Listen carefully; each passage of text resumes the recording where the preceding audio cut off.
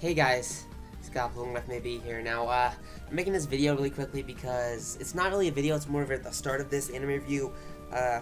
The reason you did not get 2 anime reviews for the past 2 weeks is last week I was sick, so I didn't have the energy to write a script or review. I did actually have a script ready, but I got sick, so I couldn't record it. And the week before, I ended up becoming so busy that I was gonna record it on the Sunday, and that's when I got sick. So I couldn't upload it. So it was too much. I had it all recorded, and I couldn't edit it because I was just way too sick. So this video is actually that week's review, the 2 weeks ago review. But you will be getting another review this week. You will be getting a mainstream March anime review, but this is basically from February, so just you'll be getting 2 reviews this week because I've been lacking in gaming stuff and anime reviews because I got sick and then I got really lazy, you could say, after dying a week. So that's all I really wanted to say, so let's get on with the review. Guys, Scott Bloomleft maybe here. Welcome to my anime reviews. Basically every week I review an anime that I've liked or watched in detail, like if you only to watch it online because of copyright and stuff. This is an anime that I've obviously watched, so if there's an anime that I haven't reviewed and you want me to review it, let me know in the comments or even through Google+. But I won't be reviewing anime like One Piece or Bleach, stuff that's been going on for very long. Why? Because they're way too far in the story for me to catch up, so there's no point of me trying to review them. Maybe one day, but we'll see. Because it's February and it's the month of love, this month will be themed reviews. This week is Tsubasa Reservoir Chronicles. This is one of my favorite animes to this day because it's not liked due to its confusing things at points. I'll explain why it's somewhat confusing now. This anime was created by Clamp and is also part of another anime called XXXholic, which goes on to the same time as Tsubasa and occasionally crosses over. Because no one bothered to read or watch XXXholic due to it sounding like a porno, everyone was confused at points, and I wasn't that much confused due to the fact that I watched them both because I knew they were both crosses and I didn't watch porn back then, and I still don't worry. Alright, let's get started.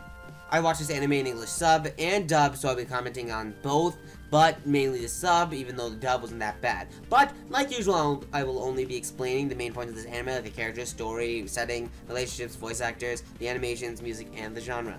Let's start with the usual genres first. This anime is romance, mainly adventure, action, supernatural, sci-fi, with it being both focused on both genders. If you're a guy, you'll think this anime is somewhat epic. If you're a chick, you'll think this anime is somewhat sweet.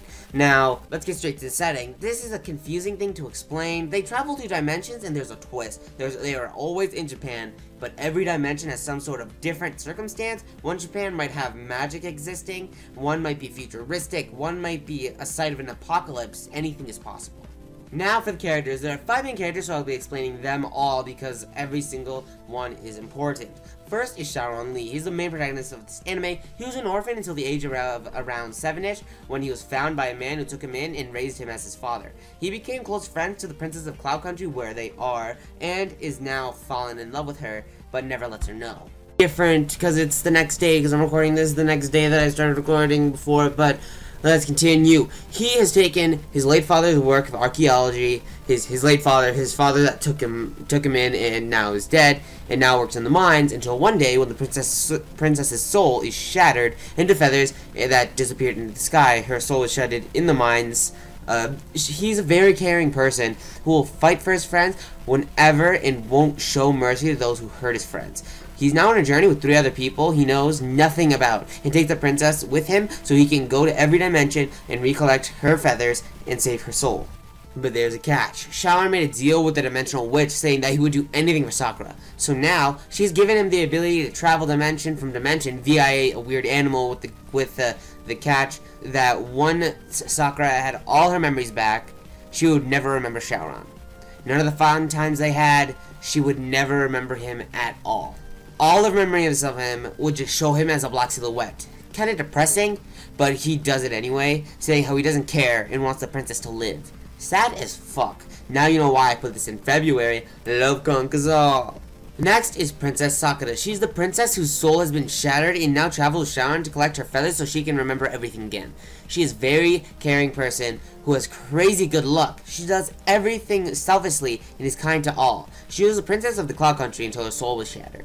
Next is Kurogane. He is a ninja who shows no mercy to his country, and in his country to people in his country, but because of this, he's banished by Princess Tomoyo and is sent to the Dimensional Witch, and now he travels to Sharon so that one day he can return to his homeland and get revenge on the princess. In reality though, he really wants to just see her because they were childhood friends. He's always rough, but knows and understands how honor works and knows how to value a life, saying anyone who doesn't, and anyone who does not value the one life they have, should just die. Next is 5D Flora. He is a mage in his country and goes to the Dimensional Witch to wish to never have to go back. So he ends up traveling with Shaoran and tries to help with collecting Sakura's feathers. He's really carefree and is hated by Kurogane and is best friends with the last main character. He refuses to use magic as he claims it's uncontrollable without the tattoo he used to have that was taken by Dimensional Wish to grant his wish. And lastly is Mokona Modaki White. I say white because there are two, but the black one isn't the main character here. He is the comedic part of this anime and is always fucking with Kurogane. He is also the group's dimensional transporter. His power is to be able to transport things from one dimension to another. And now for the story. It will be somewhat confusing to people who haven't watched XXXholic, but I'll explain it as simply as I can. Basically, Sharon and the crew go from dimension to dimension to find all of Sakura's feathers while fighting those who took them and are using them for evil purposes, and while wanting the ending is for Sakura's soul to be reformed once all her feathers are collected.